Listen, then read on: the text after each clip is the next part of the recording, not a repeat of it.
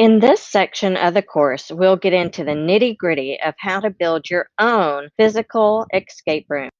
Before designing a physical escape room, be sure you have these 4 components in mind. 1, content area. 2, grade level. 3, standards. And 4, a game topic.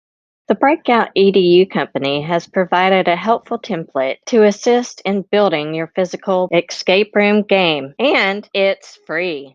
Now that you have developed the basic starter components for your escape room, let's talk about story development. This is what's going to get your students excited about participating in the escape room activity. So, there's a locked box in the room.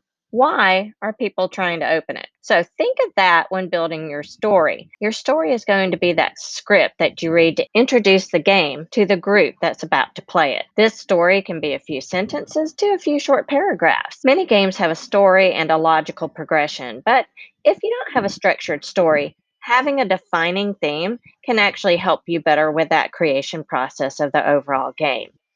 Let's talk about locks, combinations, and puzzle explanations. First, locks. It's advised that you use at least 5 locks, only 2 of which may be multi-locks. Combinations.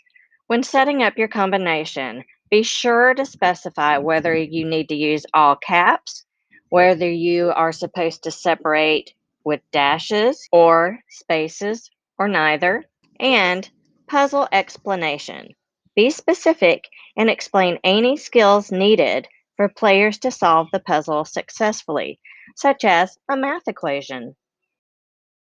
The Breakout EDU team provides helpful templates for setting up the locks for your games. This game is called Mix Up in the Library.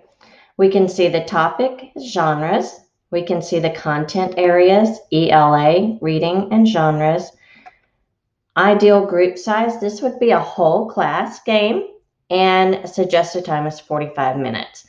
This game is recommended for middle or high schoolers, and then you can see the standards that are met through this game.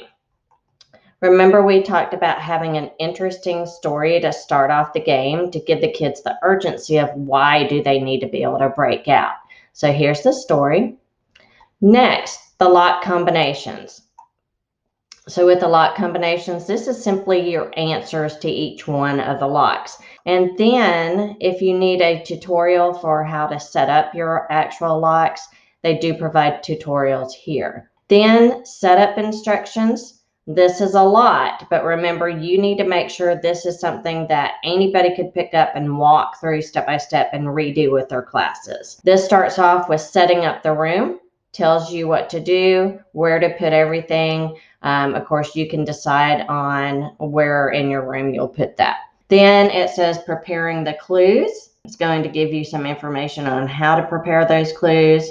And it goes on through until you have the game all set up and ready for students to be able to play. Now, there's also a video provided that goes over all of this information. It goes over the story, it goes over how to set up the locks, and it goes over all the room setup. In addition, you have access to your game resources, a launch facilitation tool, and reflection questions, and then the 4 C cards creativity activities as well. You do not have to use Breakout EDU in order to do an escape room. You can make an escape room completely on your own. There are some free ones out there for you to be able to look at and play with.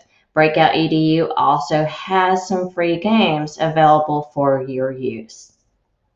Get ready. In our next session, we will play a digital escape room game.